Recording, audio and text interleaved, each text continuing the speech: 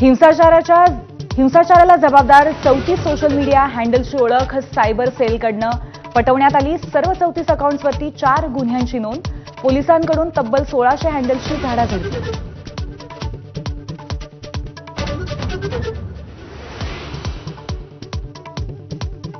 Minority democratic पार्टीच्या फहीम खानच्या चिथावणीमुळे हिंसा भडकल्याचा आरोप।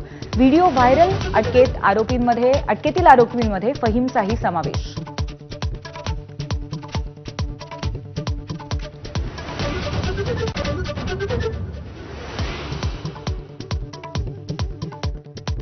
नागपूरच्या राड्याशी मायनॉरिटीज डेमोक्रॅटिकचा संबंध असल्याचा पक्षाकडून इन्कार। औरंगजेब समर्थनाच्या घोषणा दिल्याचा आरोप पक्षाध्यक्षांनी फेटाळला। औरंगजेबाने अनेक चांगली कामे केल्याचाही दावा।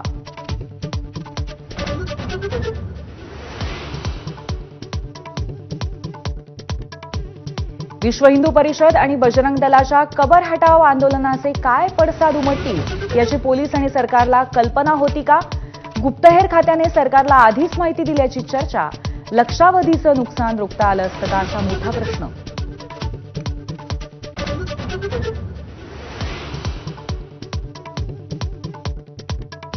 दिशा सॅलियनवरती सामूहिक बलात्कार करून हत्या। मृत्यूच्या 5 वर्षांनंतर दिशाच्या वडिलांचा याचिका करत दावा।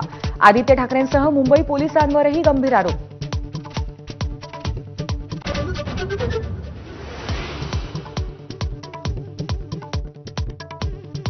दिशाच्या वडिलांच्या याचिकेवर बोट ठेवत नितेश राणेंचा आदित्य ठाकरेंवर जोरदार हल्लाबोल। तर हे षडयंत्र असल्याचा किशोरी पेडणेकरांचा पलटवार।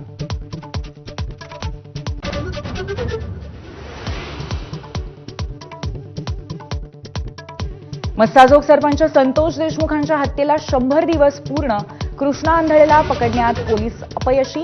100 दिवसात कराड गँगवरती आरोपपत्र आणि धनंजय मुंडेंचा राजीनामा।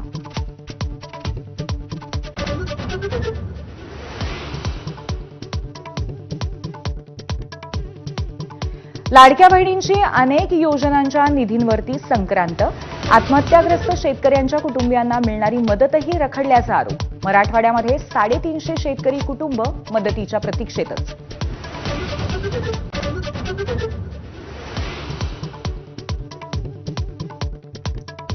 सोशल मीडिया वापराबाबत लवकरच सरकारी कर्मचाऱ्यांसाठी नियमावली बनवणार। मुख्यमंत्री देवेंद्र फडणवीस यांची विधान परिषदेत माहिती।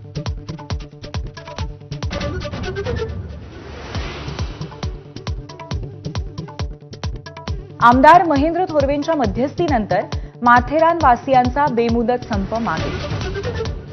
बंद मागे। पर्यटकांची फसवणूक थांबवण्यासाठी दस्तुरी नाक्यावरती पर्यटन सुविधा केंद्र आणि सीसीटीव्ही निगराणीच्या आश्वासनावर तडजोड।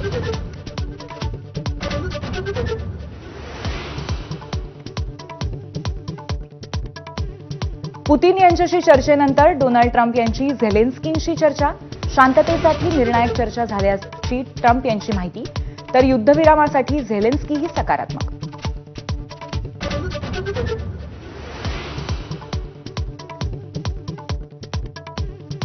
गाझापट्टीवर इस्रायलचे हल्ले अजूनही सुरूच। 436 जणांचा हल्ल्यात मृत्यू। गाझा आरोग्य मंत्रालयाचा दावा। सर्व पोलिसांची सुटका होईपर्यंत हल्ले थांबणार नसल्याचा इस्रायलचा पुनरुच्चार।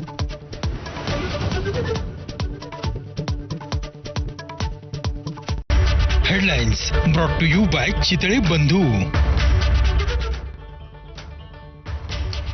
ब्रेकनंतर पुन्हा एकदा स्वागत। राज्याच्या राजकारणामध्ये नवं वादळ निर्माण करू शकेल अशी महत्त्वाची बातमी पाहूयात। दिशा सॅलियन मृत्यू प्रकरणाची नव्याने चौकशी करण्याची मागणी तिच्या आई-वडिलांनी केली आहे।